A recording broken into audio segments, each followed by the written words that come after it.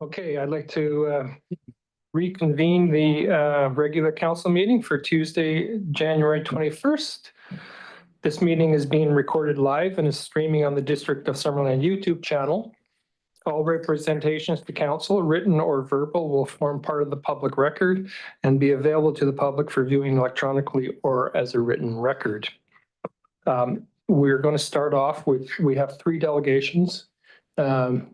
First one will be the Four Seasons Cultural Society, followed by Summerland Minor Baseball Association, followed by Community Futures. So if I could ask Christine Jack to please come up to the thing. You just push the button there so the microphone comes on. And I think, yep, you have your slides teed up and you're ready to go. Why Limlim tiksala tikskolkoyot epis naxil tiksnichot istim kwartlinchot tilchminks. Limlim, hi, my name is Christine Jack. I am a director for the Four Seasons Cultural Society. And in 2023, we had a dream come true that we had been working on since 2015. But I did want to go back to 1971 when my mother, as well as 3 other elders in the community, started a dance troupe. We danced because everybody was having a hard time. And I mean, if you think 50 years back, what kind of a hard time were we really having when we didn't have the technology? As children, we didn't need any of that. So we beat it a lot. We made it a lot of regalia, and we went out to a lot of powwows. We traveled all over North America and BC, Canada. We displayed our cultural dance, and it took a lot for those who started it to continue it. We did a lot of fundraising, and frying bread is such a big goal for us because it brings in a lot of money. And there's a reason why we make the fry bread in the shape we do, because it's a beautiful loonie. It's gold, and it's golden to us. But back then, my mother, with those elders, started the dance troupe, and they raised money, and we put it on our first powwow back in 1972 on the Penticton Indian Reserve. Back then, they had the stick game tournament, they did the salmon feast, and they hosted the powwow. It went for 10 years, and then of course those elders got old and they left us. So I started working in the school district for the school district 67 back in 2000, and my mom passed away in 2001. But one thing she said to me before she left was, continue that powwow. We need to educate everybody. So I started the powwow. The whole school actually helped put the powwow together, and we did it for 8 years there in the school district, and everybody enjoyed it. It was very educational, especially when you think about truth and reconciliation, what's going on today. How many people are really reaching out to educate themselves about what's going on. So with that, we just wanted to educate everybody through the dance, and 2023 was a dream come true for us. We started in out by 2015. We had $500. We made it work. We paid everybody pennies, but we said, come back next year, we'll have more money.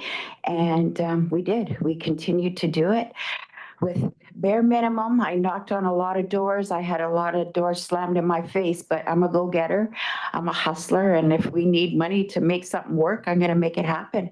And I did. A lot of those businesses in Penticton, after the 4th time saying no, said, get in here. You are a girl to be reckoned with. So I did. I continue today to have a lot of support, in which more this year, we are having our powwow July 18th, 19th, and 20th at the SOVC. But this year, I'm more looking to a lot of our sponsors at being educated and acknowledging exactly what we do in a powwow and how it takes place and all the protocols that you need to know. We want the sponsorship to really get a hands-on with how we put the powwow together, as well as what it takes. And my directors really wanted me to share with you today that I do this for nothing. I do not get paid to do any of the work that I do, all the hours that I put into building that powwow, I don't get paid anything. Because for me, it's not about the money. My mom always used to say it's about educating everybody. That's more than the money can bring.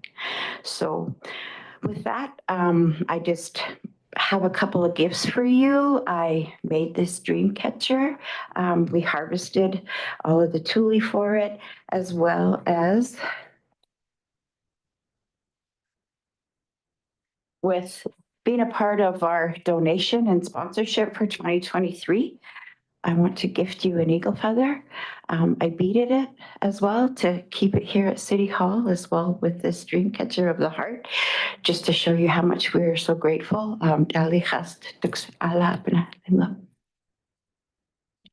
Limlet. Maybe we can put the dream catcher in the window here for when we fall asleep. Thank you. Thank you. There might be some questions, if Okay. that's okay. Sure. Yeah. Okay. Deputy Mayor Tran. Thank you so much for coming tonight. I went to your powwow in 2023 and it was amazing. It was so well done. It was brought so many people together. It had such a good energy and it was so welcoming to everybody. Is the powwow this coming year, is it modeled on the same, like will you kind of have the same thing going on, or how is it gonna look? No, I lost my mother, Grace Gray Eyes. So we had a year of mourning, and in that year, it rained, after our conversation, there was a picture of myself and her taken at the powwow. And before that picture was taken, she was talking about how we've really lost the old school of what we really brought to the powwow. So this year, we're going back to old school powwow of the days and how we really educated people with how the dances are, what the protocols about the regalia is, and just more educating people as opposed to worrying about paying people to do this, to do that. And we just really want to focus this year on the dancers itself and educating everybody about why we do it. But we're going to have a lot of vendors as well. We're hoping for 200 this year. Councillor Van Alphen.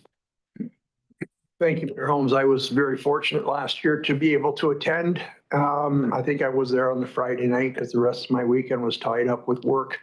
But it was amazing. Thank you. I felt I wanted to dance, but I don't think I was dressed appropriately. I don't know. But what blew As long as your feet can go, you can dress any way you want. the part that blew my mind was the little ones. Yes. The little toddlers in their regalia and how it was so amazing to watch. And they were just having a great time. So yeah, thank you for that in 2023. And that's what it's all about. Councillor Betts. Thank you so much for your presentation today. I as well was there in 2023, and I brought my parents and my children, and we were all there together. And I think it was a really important part of my family taking a journey in reconciliation and finding meaning and friendships and in our neighboring communities. And there was many welcoming members, and my daughter and I came and she made a ribbon skirt. We came to the Penticton Indian Band Community Center and side by side made a ribbon skirt, and it was just a really special experience. We think that taking the time to both invest and as well recognize the friendships of our neighboring communities is just so important and very meaningful to me, and always learning more. There's so much to learn. So Yes. Thanks again. Thank you. Thank you. Councillor Peak. Thank you very much, Mr. Mayor. Christine, thank you so much for being here this evening, but I want to say how much I enjoyed your mother over the time that I've known her, the 8 or 9 years, and your family and the contributions that are made. The dancing that is so evocative of the spirit and the strength of your community. We've always been pleased to come. We were pleased to sponsor last year. Are you doing an outdoor celebration this year, or are you still doing it inside? We're inside at the SOAC. For us, it's more, we can accommodate the elders. They were always worried about the weather, the smoke, the rain, and the dancers as well with their regalia. Those feathers take a lot of time to put together. So for their safety, we're happy to be at the SOAC. Well, thank you. Our dream is an arbor someday, somewhere. Well, I thank you very much for your gift as well. Lima. Councillor Kerner. Will you be providing the district with a letter? Like, are you going to be asking for donation or You'll sponsorship? get it tomorrow. Oh, okay, great. Because I didn't see anything. So you'll Yes. be sending that. Okay. Yes. Perfect. Thanks. So I attended all 3 days in 2023. It was a great honor to be part of the. I saw you dance. transition. Yeah, and I think it was Haley who dragged me Yes. to dance. So I still she still owes me one for that. So in 2023, the city of Penticton, of course, and us and RDS were sponsors and a lot of local businesses. I noticed it. So I think you had great community support, and I think getting community support is you'll always get that. I just wondering if you've approached any larger corporations to get any kind of corporate sponsorship. Yes, actually, Fortis has just got back to me. Shaw Cable has got back to me. Valley First Credit Union has just got back to me. And I know my other directors who are both sick have reached out and got back sponsorship from a couple of big companies. So their goal is for me not to have to go knock on business doors and have businesses have to see this every day. So that's kind of their like, we got to reach out to other people. You can't be knocking on doors anymore. Yeah, no, that's great. I think that's really important to get that, and even it's even for a public sector, for local government, with our budgets are up and down these days, so it's not always some years are easier than other years. Yes. So I think getting that corporate sponsorship, that's the way to ensure that kind of long-term yes. sustainability. So that's great news. Yeah. Appreciate it. And then, yes, and thank you for the gifts, and we'll make sure they're Just leave them here. put up. Sure. Yeah, we could just maybe, Okay, Kendra, you grab them. Thanks. thank you. Thank you Linda. very much. Linda. Thank you. Okay, next, if Melissa Taylor could come on up.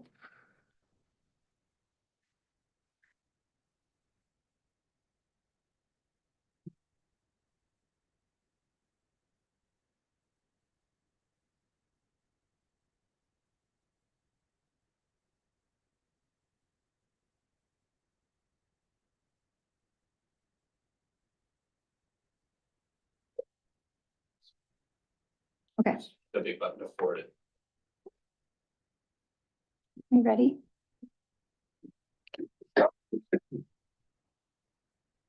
Good evening, Mayor Holmes and Council. My name is Melissa Taylor, and I'm the fundraising coordinator for the Summerland Minor Baseball Association and the mom to the inspiration behind the Field 96 project, Hendricks Taylor. Today, I have our SMBA executive, some of our very awesome baseball players and their families, and I also have my beautiful family in attendance as well. Thank you for taking the time to meet with us today outside of the regular budgeting process to consider our very unique request. The Field 96 project has been screened into the final round of the coveted Blue Jays Field of Dreams grant. They don't provide us with the numbers of applicants to give us a context of the competition, but they did tell me today that our application scored so high in a highly competitive, high volume set of applicants. It was then underscored that we ranked higher than high.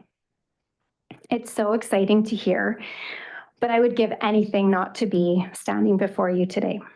As you know, it's a terrible and tragic set of circumstances that has served as the galvanizing point for a project that is long overdue. It is our hope, my hope, that we can make lasting good from profound loss. Living Memorial Park is currently in a state of disrepair.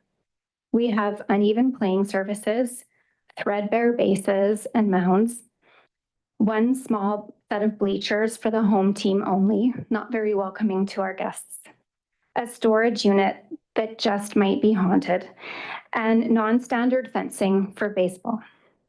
We are missing key amenities that are essential to developing our players and our program, including a bullpen and batting cage. Here's a little throwback to Living Memorial Park.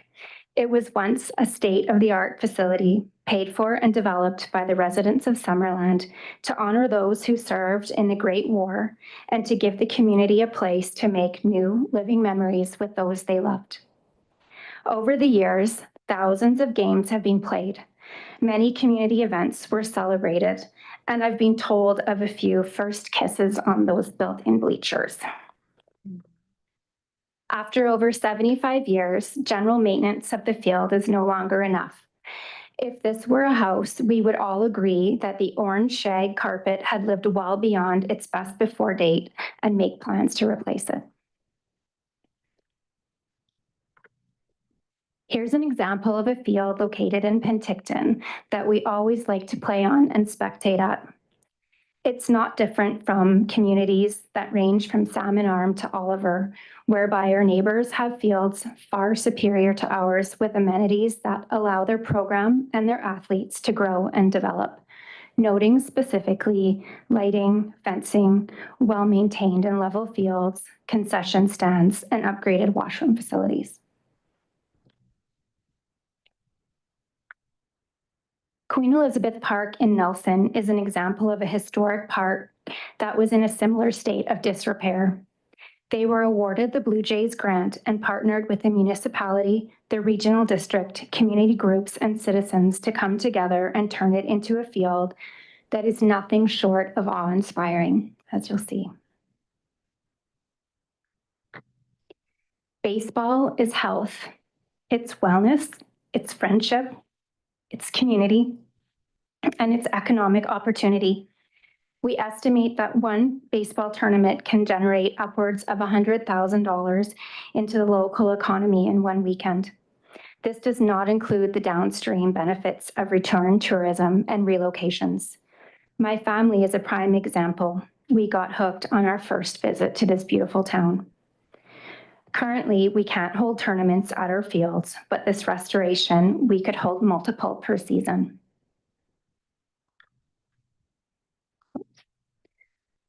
Despite all the barriers on our field, the U15 team this past season began as the Bad News Bears, quite literally and figuratively. They lost a lot, and then they figured out how to win, how to play together.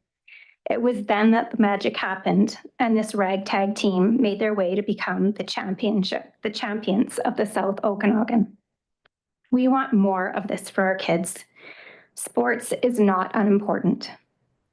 So today we stand before you and ask you to reshuffle, reprioritize, and rejig to find room to meet us as key partners in this very special project at this very inconvenient moment to support Field 96.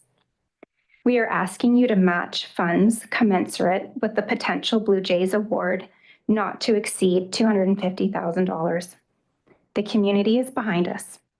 We are at $76,000 in our GoFundMe with several other funders and organizations meeting with us about donations. We have many fundraising plans throughout 2025. We want Field 96 to be inspirational and aspirational, to show our youth they are a priority, to continue to honor the storied history of Living Memorial Park while weaving our Player 96 into the next 75 years of living memories. Thank you. Thank you very much. Thank you for this initiative. And thanks to all the ball players for coming out. It's nice to see you all here. I'll start off with any questions from council. Councillor Trainer.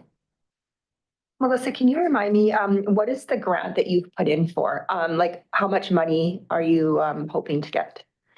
The maximum award would be $250,000. Okay, that's from Okay, that's grant. And then you need another 250? So the total project cost we expect will be around $750,000. Okay, So we were looking at requesting that our hope would be that the Blue Jays would give us 250, that the municipality and perhaps the RDOS could come up with the other third, and that Summerland Minor Baseball Association would come up with the remaining third. okay, and you've got 76 so far. We're at 76 currently, yes. Okay, good for you.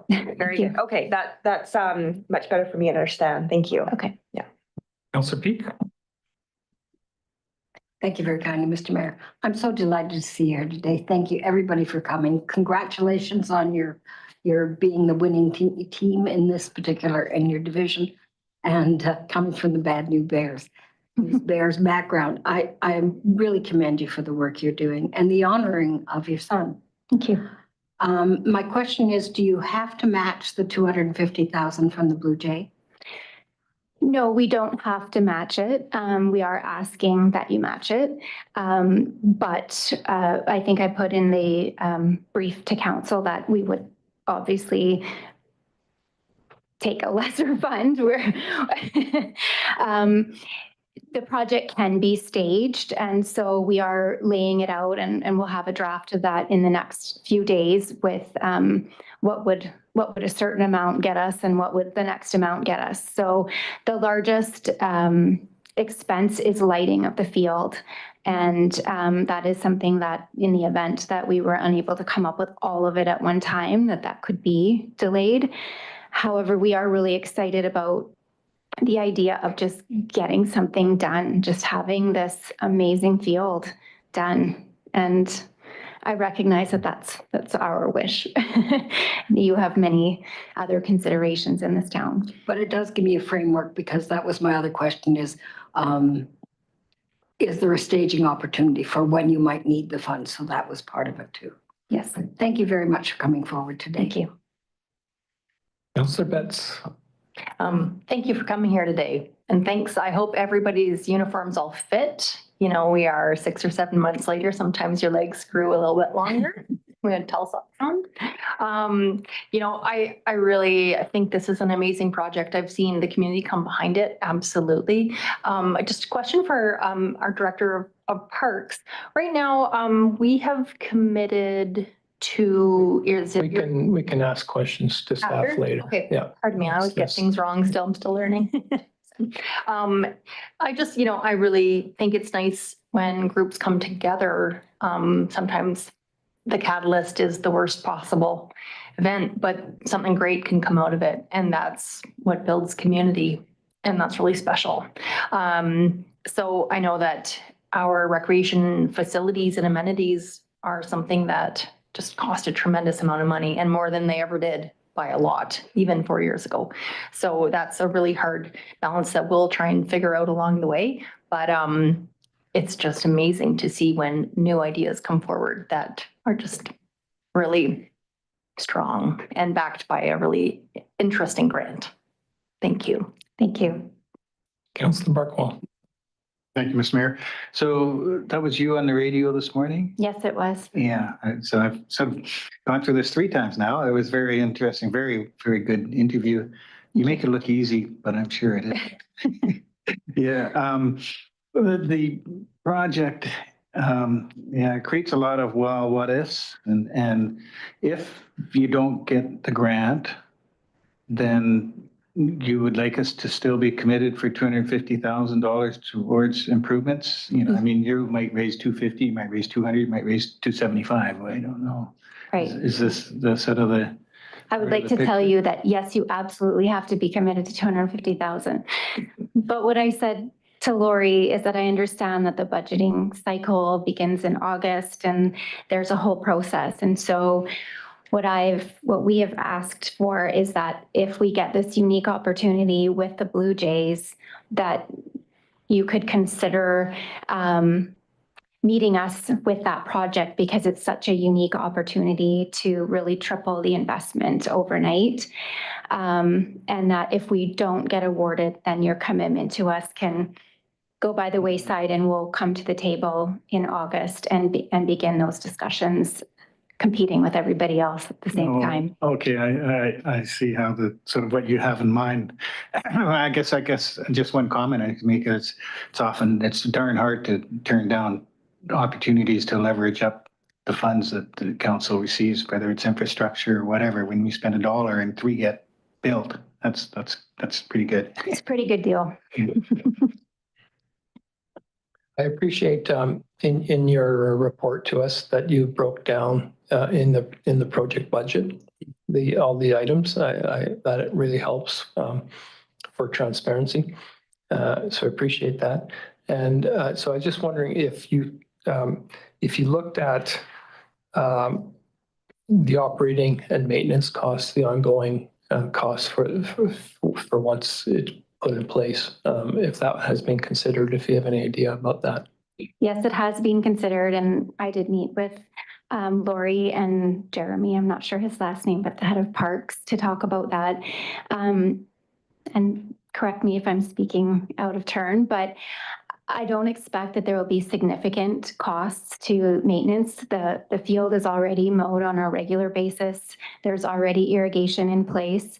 So other than really, if we get to a place where we have lighting, which would be magical, there would be some increased electrical costs. But outside of that, really the maintenance budget is already in place. Okay, thank you. Don't see anyone else. So, yeah, Councillor Chair. I'm sorry that I asked those questions before too. I didn't see that you had submitted the letter. I just was looking at your presentation. Now I see you put everything in here, which is great. But I just wanted to know, unless I missed it, when do you expect to hear the results? So, yeah, thank you for bringing that up. So we expect to hear in March. I did speak with the funders today, with the Blue Jays people today, which is where they told us how highly competitive we are. And we will find out sometime in March whether or not we get the funds. And then they would be released or I think announced publicly in April. And then we go through some back and forth with finalizing budgets and those types of things before they release the funding. One of the things that I just want to put in your heads, because, the pressure's already on, that the application is due at 5 Eastern time, January 31st. And so if I were able to go in with a significant support of the city in terms of a letter of support, which I'm hoping I can author and have you sign again. And secondly, with a financial conditional amount of money as you see fit, but hopefully commensurate with whatever the Blue Jays gives us. That would be our primary request. We already agreed to provide a letter of support, I believe, didn't we? Yes, and we did have the letter of support for the initial, but they do ask for a second letter of support. So Yeah, that's a problem. I don't think it's a big deal. I think it'll be challenging for us to be able to give you any kind of commitment by the end of January. Okay. I think we need to ask staff to come back to us with budget considerations and where we're at. It is a fair chunk of change. It so is. I don't think we can make that decision tonight. And I can't really see us making it before the next council meeting, which isn't until February. So I just don't see a way around that. Yeah, and I respect that. I mean, I know we're asking a lot and we're asking for it to be rushed. I did mention to the Blue Jays that I was going to be presenting in front of mayor and council, and they did ask that I give them an update. And I certainly would speak to that in the application, that we're in a process with the city and that we're expecting to hear back. And if there was a certain time frame that we expected to have an answer, I'm sure that would be, they would be open to receiving that information at a later date. Councilor Barklow? So you're saying that maybe there's a little bit of flexibility with their deadline on that aspect of it? And sort of two questions. And is it one of the items listed as, their considerations that, matching funds as always gives, your application a higher rating and such? Yes. Yeah, the more that we can show the community and the municipality, the district is behind us, then the stronger our application is. So, yeah. We also do have a couple of other grants underway. There's one with Veterans Affairs, and I'll be applying for grants throughout the year as they're released through Canadian Tire, and there's a bunch of different corporate grants that we'll be looking at. Councillor Pete? No, grants can be tricky, but I'm wondering if there's any opportunity rather than just cash to be in-kind offer. Yes, I do have some in-kind contributions. So we do have some plumbing services, some contracting services, and some lawn services. And we would be able to work with Lori to figure out how to do that with all of the contracting procedures being met as well. So we do have some in-kind, and we would welcome that, and then hope that we can find a way with Lori to utilize those services. Okay, I think we'll just leave it for that at that now. And thank you very much, Melissa, for coming. And Thank you. again, thanks for all the supporters for coming out. Yes, thank you, guys.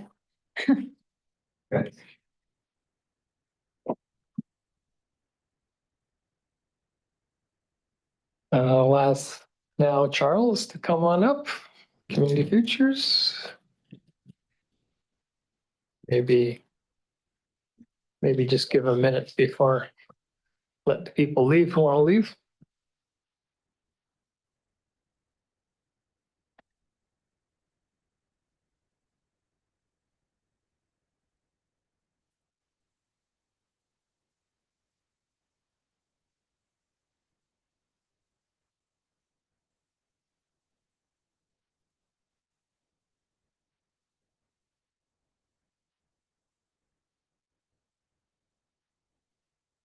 They have no idea how riveting this presentations are going to be. Go ahead.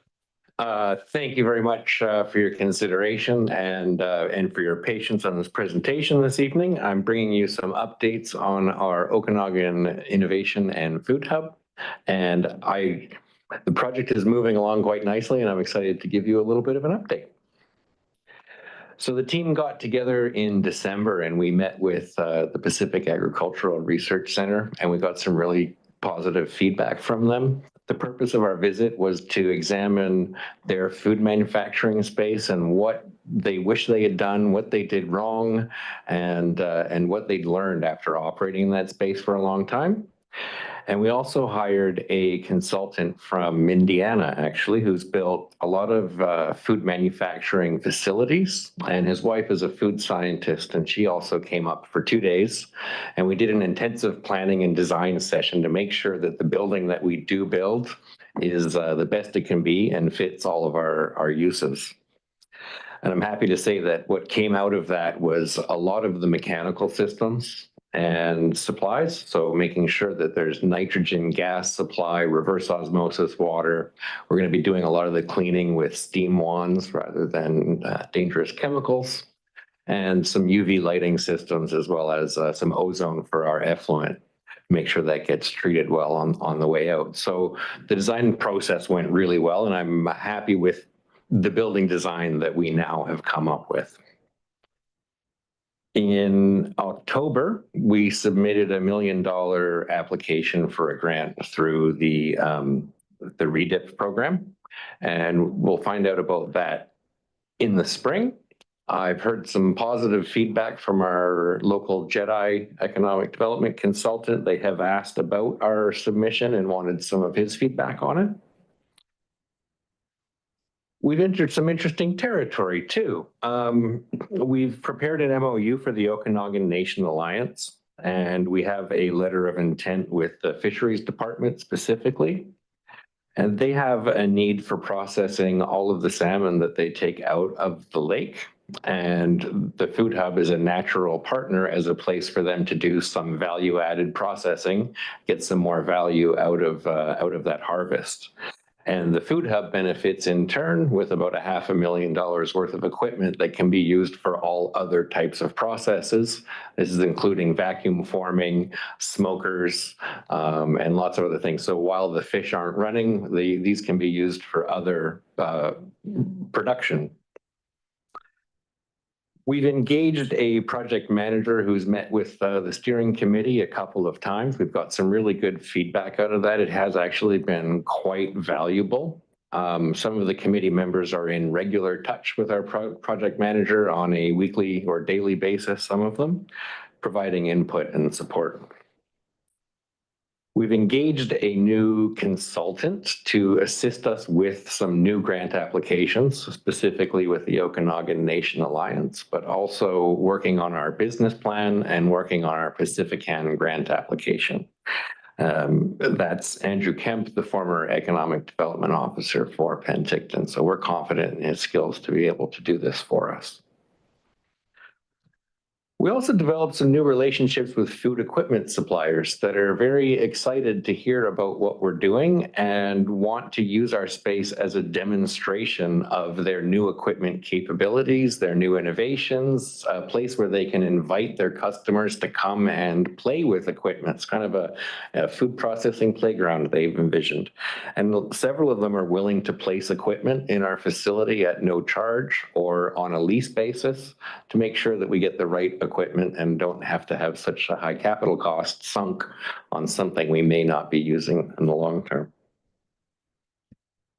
Back in November, we had Green Chain Consulting re-engage with the user base just to verify that there are still users interested in processing and what types of produce, what types of equipment that they would want. And that's all helping to inform our business plan. We have 3 high core volume users that we think can cover a majority of the overheads of the facility once it's open, which really provides a great opportunity to then allow for the ebb and flow of the infrequent users or the short-term users. We've also identified a few high value-added processes or products that the Food Hub can run as a project on their own, enabling us to make money to, again, support the long-term sustainability of the project. Building permit was submitted for the building. A rezoning application is submitted and underway. We did provide a notice of intent to the Agricultural Land Commission for fill for a farm use, which was denied. We are now working on a strategy to reapproach to make sure that we get the appropriate approvals so that this project can move forward. And we're fairly confident in our approach on this. We finally had a meeting with ADM Willow from the Ministry of Agriculture to discuss our timelines. And our next deliverable is a business plan and a building permit by the beginning of March. The next payment deliverable is that building permit by the beginning of March. And it's looking less likely that we're going to meet that timeline, especially with the ALC required to do some approvals. They did say they would try to scramble and ensure we maintain and can get access to the remaining $400,000 on the project. But should that not be the case, I believe there are other funding sources available to fill that gap. It's an exciting, valuable, and promising project, and it sells really well for grant applications with interested economic development organizations and ministries. I welcome any and all of your questions. So just for clarification, the original provincial funding, you might not get it all. The original provincial funding was an $800,000 shared cost agreement. We did achieve $400,000 and we do have that money already. We've leveraged that with the Economic Trust of the Southern Interior to get another $50,000. And that's paying for some of this work that we're doing upfront. It's the remaining $400,000 that's in question. And you might not get that because of ALC. We might not get that because in order to get our building permit and our rezoning, the ALC is a necessary requirement. So waiting on a provincial agency to could jeopardize provincial funding. It could. On the positive side, we do know that with our prior application, they did immediately consult the Ministry of Agriculture. They consulted with other folks that we spoke to. It did happen relatively fast. We got a response. It was slow in terms of calendar days, but it was over Christmas. And I think our ask to the Ministry of Agriculture was, we know you can't pressure the decision or influence the decision, but you might be able to help influence the speed. And that's also what I would ask of this council too, is to encourage not to influence the decision, but the speed of the process. Thank you. Council, any questions? Councillor Barclay. Sounds like the pressure ought to be on the grant funders for an extension rather than the ALC, as they have, that's sort of a, but I don't know what the term is, but not politically correct to be lobbying independent agency like that, whereas the government funders, they have always extended things to a limit. So They can we have. help that way? We have extended this funding agreement on a couple of occasions. Our challenge has always been we didn't have a building and we didn't have the funds to build a building. So finding a partner took a fair amount of time, and we received several extensions. We've been told by the ADM that there was no approval in Treasury for funding the Food Hub network in the following year, so 2025-26. They did commit to trying to scramble and find it from relative or relevant pots of funds to ensure that we could get some access to that after this fiscal year, but there was no promises made. So the funding beyond the funders, sort of the people who make the decisions, it's beyond their control that the money falls off the table at the end of their fiscal year. Is that the issue? That's effectively what I've been told, is there's no approval through Treasury, and that It's not set the Food Hub aside? network was a special program, and the program has ended. And then all that leftover money go back in the pot and Back into whatever it goes into. Goes into Yeah. unallocated surplus, just like us, I guess. It's AL. This is where I can shine as a former senior provincial government bureaucrat. Didn't think this day would ever come. Unallocated funds or unspent funds in ministry budget goes back to Treasury Board at the end of fiscal. So the ministry loses control over those dollars. And there's no sort of ministry reserve or surplus that they have in their control. Everything's controlled by Treasury Board after the fiscal year ends. Okay. Anyone else? Councillor Betts? Thank you, Mr. Mayor. And thanks for the presentation. I'm really excited to hear the update. I am a big proponent of this project. I really believe in it. And I said it earlier, but I just wanted to say while you're here that I really hope that it can come together. I see the value for our local producers and the food and beverage industry here locally in Summerland, but not only Summerland, of course, the entire South Okanagan. I wish I had more experience to offer, more cards to play, but that's not my forte. But I can be encouraging and believe in the project and the value. And I just really think that sometimes it's good to get encouragement to keep on going, even when the slogging gets very detailed and bogged down in red tape. So keep on going. Thank you. I think it's really encouraging some of the potential users that you're talking to, including the ONA. That's really exciting. And I think it speaks to, I think we always knew there would be a demand, and I think that's being demonstrated. So that's encouragement itself to keep going, knowing that there is that demand there. So That's great to see.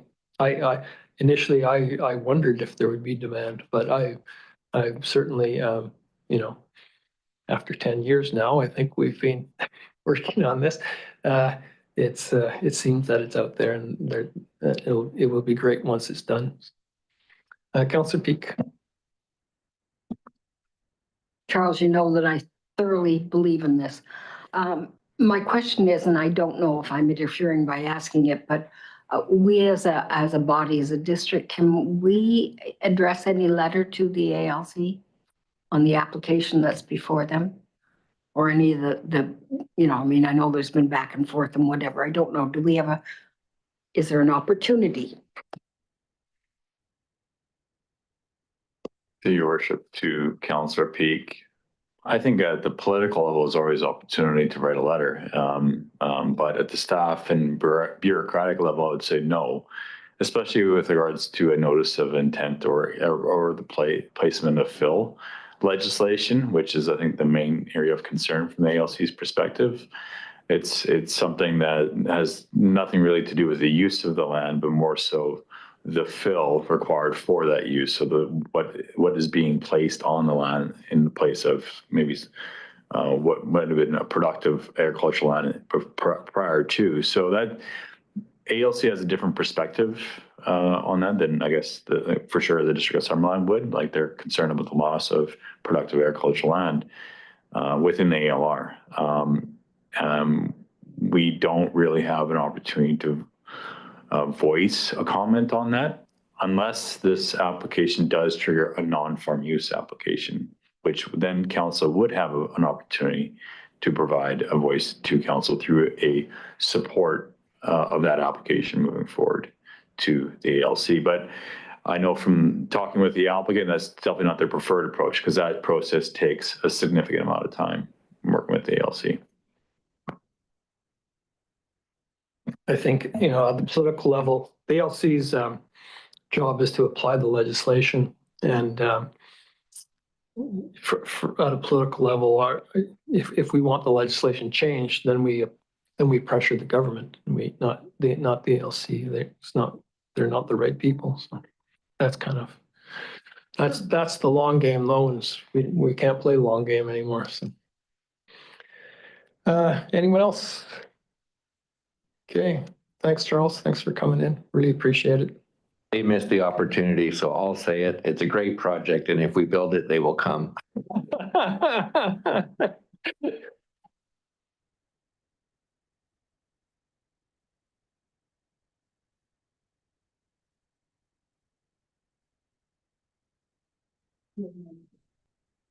Okay, development reports. 18.1 year end 2024 development services report. Mr. Dolvik. Thank you, Worship. So as my presentation slide, I just want to thank council for giving me this time to actually make a brief presentation. I like to do this at the end of the year for every calendar year. Just an overview of the year of development services activities, specifically building and planning applications. And I will try to run through these graphs quickly, but I do appreciate, again, that opportunity to present.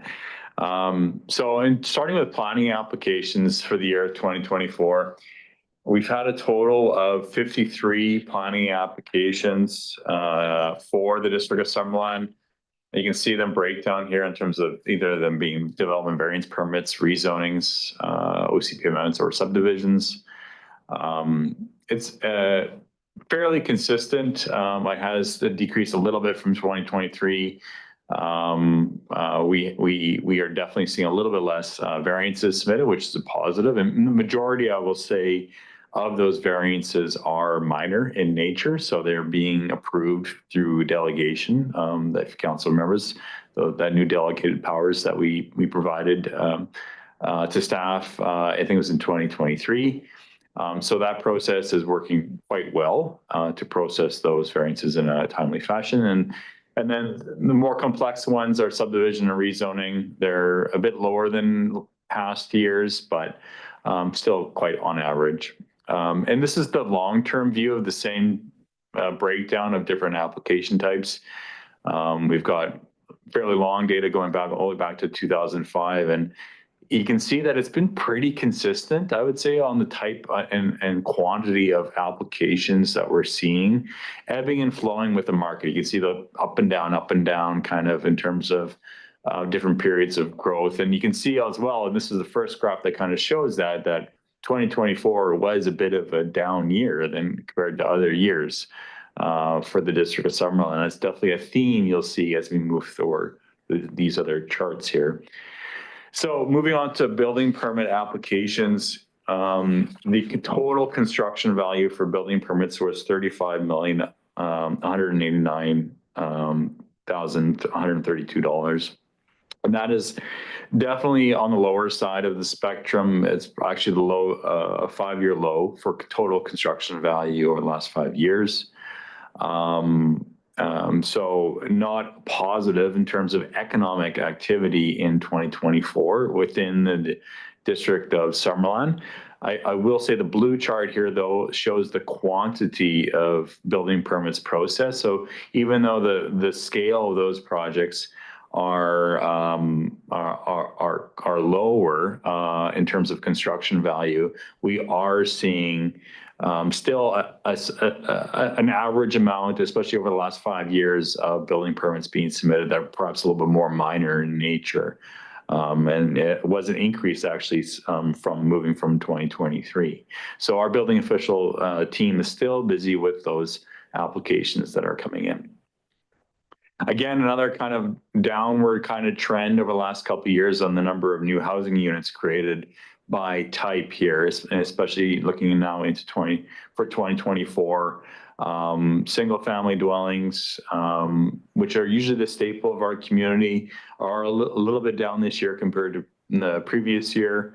But the majority of the reason why we don't have a whole lot of housing constructed in 2024 is because we had no real major multifamily housing projects that were actually approved and issued for a building permit in 2024 that usually have multiple housing units included with the project. However, I do want to say that we have a number of multi-family residential projects, probably about 4 right now, that we're processing that we are expecting to issue in 2025. So we at the staff level, we are expecting this to tick up significantly with those new housing units being generated in 2025. Moving further into the breakdown on application type, and just to kind of illustrate a little bit further about what type of permits we're receiving. You can see that the last 2 years, the residential renovations and additions have been higher than previous years. So that kind of indicates in terms of a trend that rather than people upgrading their houses and deciding to sell their house or build a new house and want a new lot, most people are choosing to, if they are going to be doing anything, is to make their existing living situation work through a renovation or addition. And you can see those applications are the one type that are increasing over the last 2 years. So, and it's to be expected, I guess, in these kind of economic times that people would do that rather than trying to upgrade where they're living currently. In terms of revenue, revenue, despite construction value being a lower year, was quite stable in 2024. So we had a total, I believe, of actually close to $500,000 in terms of total building permit revenue. Sorry, $465,863 to be exact. And you can kind of see that's fairly average compared for the last 5 years. Now moving on to bylaw enforcement activity.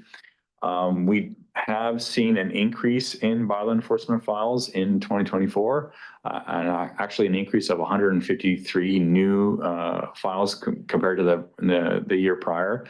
Most of these new files were for our responsible dog owner bylaws, so dog control.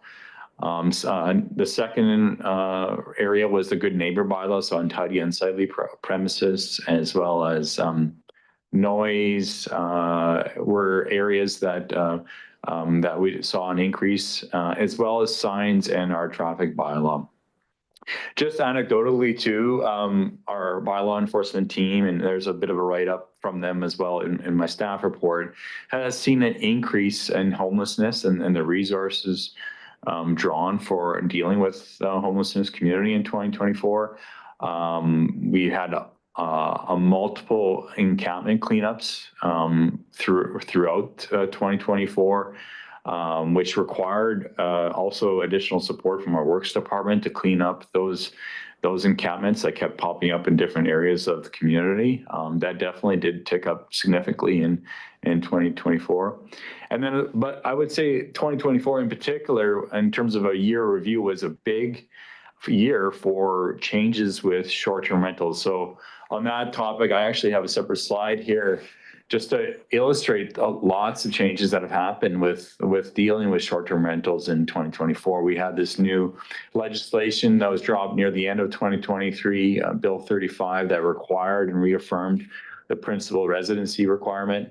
There's also a new provincial registry that is being established that is about to go live, I believe, right away from the province. And they've also implemented in 2024 the new software, enforcement software reporting system for us to report unlicensed short-term rental ads to the province, which they will then work on our behalf with those listing agencies, VRBO, Airbnb, to pull them down. And a big wild card moving into 2024 is whether those listing agencies would play ball. Would they conform with all this legislation that's coming from the province? And definitely from what we are experiencing at the staff level is that, yes, they are, is that if we do report an unlicensed short-term rental, the province is moving fairly quickly with those listing agencies to remove those listings on those websites. So for that reason, we are nearing 100% compliance for all of the active short-term rentals licenses or advertisements that are being listed on these agencies with our licenses that have been issued. The flip side of that is that our total licensed properties in Summerland are about 78 licensed properties for the year, which if you looked back into our records in 2021, where there's probably about 150 to 200 separate short-term rental listings that were unique in Summerland 3 years ago. So that really indicates that many of those previously advertised short-term rentals have either went to a long-term tenancy or a potential sale process instead of being brought into our licensing system. And then animal control, this is the data strictly from our animal control contractor. We had 442 service calls in 2024. Our contractors indicated that most of those, as you can see from this breakdown, are patrols. Most of those patrols were in the seasonal months. They also had an uptick in their patrols for our park areas, especially with the introduction of Peach Orchard Dog Park, and to also enforce the new regulations that council imposed in those areas as well. So they did respond with additional patrols as well in those seasonal months. They also impounded 23 dogs and 2 cats over the year. And they also indicated in the report to council that they've initiated a couple of community support initiatives. And with that, I'm happy to take any questions from council. Thank you. Okay, thank you, Brad. Questions, Councillor Betts? Thanks, Mr. Mayor. Pardon me. I guess, I think it's more of a comment than a question, Brad, but I really see when I look at the trending, the building permit numbers for 2024 and how everything is so significantly down and you go from 2021 down.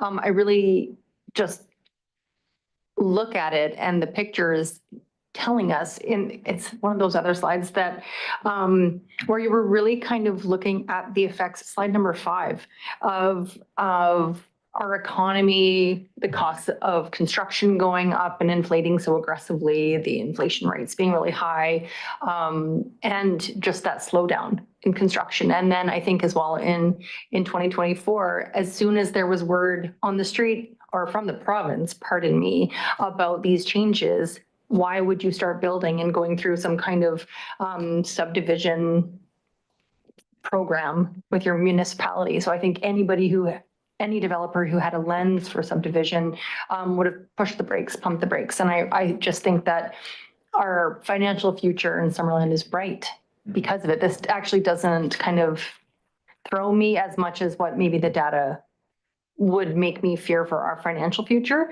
in the same way that I think there's a lot of positive indicators. I think we'll see more of the smaller typed, multi-unit housing coming up as compared to single family. And that's going to be a really good thing moving forward. So, I appreciate these reports. I think that now that we've seen an entire year of the short-term rental, that we probably won't need to see your reports as often anymore. We've seen they've been really successful in licensing our short-term rental business owners, and creating long-term housing in Summerland, which was the goal. So anyway, I appreciate these reports, but probably we don't need to see them all the time anymore.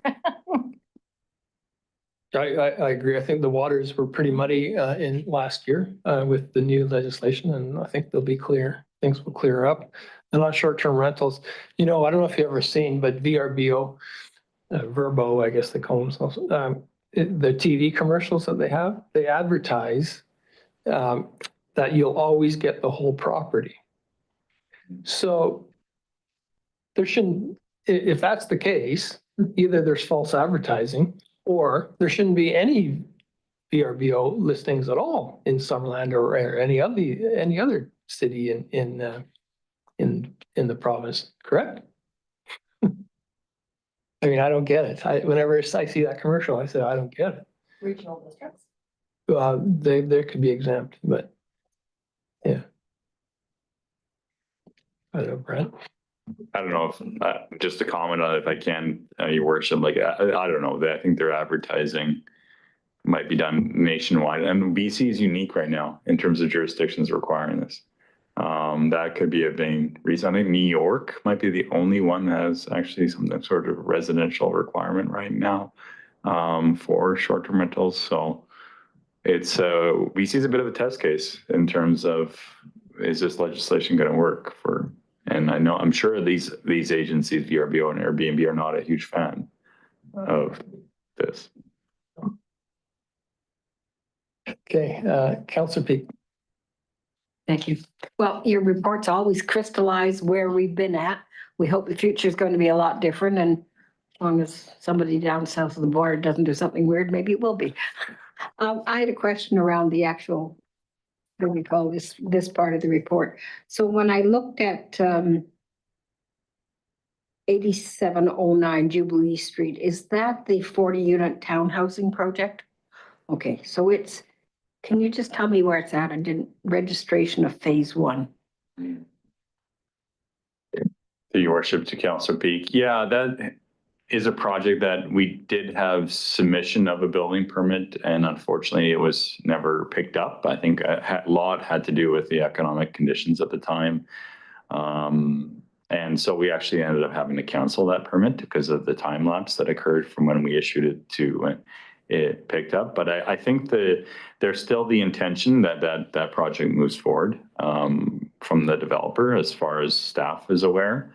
I know they still have pre-sales going on. Whenever they feel like they're comfortable to move forward, and that's probably a decision of their lending institution, they'll probably be coming in to apply and receive a new building permit.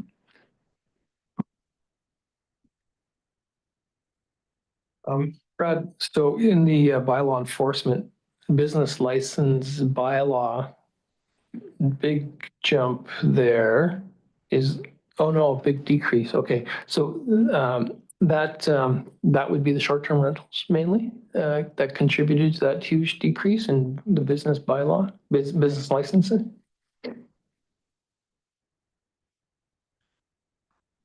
Yeah, actually in 2022, looking back at our stats, you can see that that year was a really high year in terms of case files. We had our renewal list was every year we try to check the current businesses that we have already issued licenses to make sure that they're still operating first off, and that they still want to renew for the year moving forward. And that hadn't occurred for multiple years. So we did a bit of an audit in 2022, and that created more files where we're investigating a business license or business to see if they're operating or not, how that business might have changed. Maybe they have a different type of license they require, and that required more workload from our enforcement staff. Now, since that time, we've been trying to get better every year, so that renewal list of what we're renewing every year remains kind of audited every year. And so it'll be a total quantity of businesses that need to be kind of followed up on near the end of the year, if that makes sense. Thank you. Anyone else? We got a motion to receive, I believe. Councilor Trainer, second. Councilor Betts, all in favor? And none opposed, that carries. Intercommunity mobile business license amendment. Who's taking this one? Corporate officer? Yeah. Thank you, Mayor Holmes. So before council is the intercommunity mobile business license amendment bylaw for its first 3 readings. The amendments to this bylaw are administrative in nature, and it is to align the bylaw with other participating municipalities in the Okanagan-Similkameen intercommunity mobile business license region, which is set by the province. So since the last update to the bylaw, Merritt, Revelstoke, and West Kelowna have joined the program. These communities have been included in the amendments, and additionally, the amendments in the bylaw further provide for updated language to align the district's bylaw with those other ones in the region. And with that, either myself or the Director of Development Services can take any questions. Okay. Any questions on this, Councilor Peak? The cost for this is $150 annually, and who retains the money when that's bought? Mr. Dolan? Your worship, and to Councilor Peak, thank you for the question. I did actually talk with our bylaw enforcement staff about that question earlier today, because you might have flagged that Euro's coming, and I did confirm that we keep that revenue. So if that license is issued, the intercommunity license is issued by us, then that participating jurisdiction keeps that revenue. That makes sense. Councilor Bennell? Thank you. So how, if I get an inter-community mobile business license and I pull into Penticton and I'm doing plumbing for Mrs. Smith, how do other businesses in Penticton know I have that license? Is it displayed on the vehicle? Through your worship to Councillor Van Alphen, I think so. It's very similar to I think the license that we issue for District of Summerland.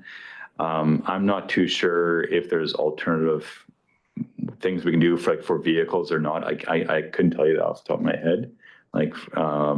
But I would advise anyone going to another jurisdiction to have that license with them if there's any concerns from a customer. Okay. So we'll bring the motion forward. Councilor Van Alphen, second. Councilor Peak. All in favor? None opposed, that carries. There's no business arising. Any notices of motion? No? Councilor reports. Anybody have a report?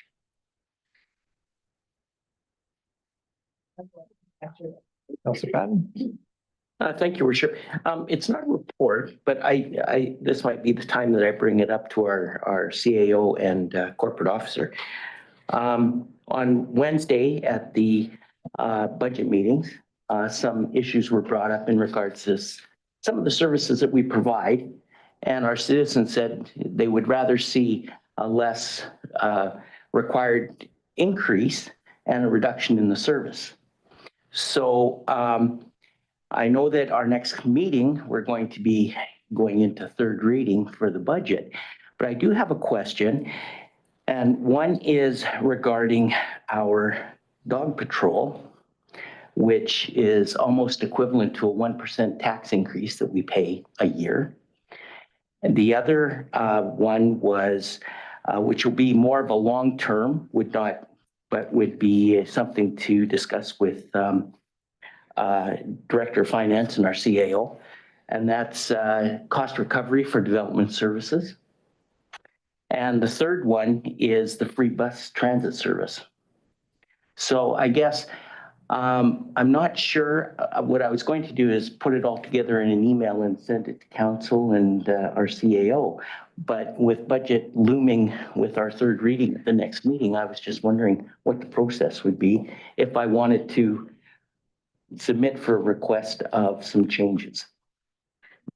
I would say you contact the CAO and so that staff can be prepared for next meetings for any changes that we might want to consider, but I'll refer to the CAO on that.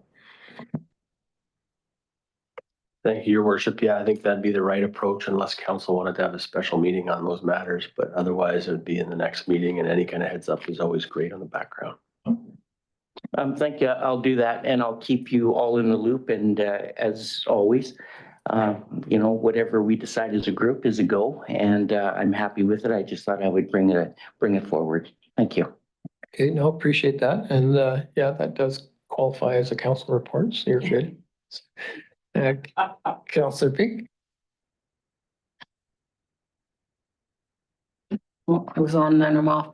In regard to the open house that we had for finance, and this occurs every year. People say, well, why are taxes going up?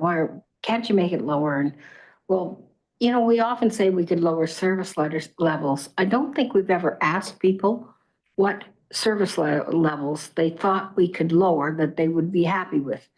And maybe that's something we could ask when we go towards budget discussions for next year. Because lots of people talk, but you don't always get good suggestions in writing. So it might be an opportunity to ask people.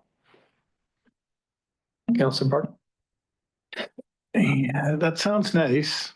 Are we having a discussion on that, the council report, but you would get one or two loud voices there. People can raise that at the budget meeting. I heard someone say, that we don't need to make this town as beautiful as it is. We could cut the flower budget or whatever.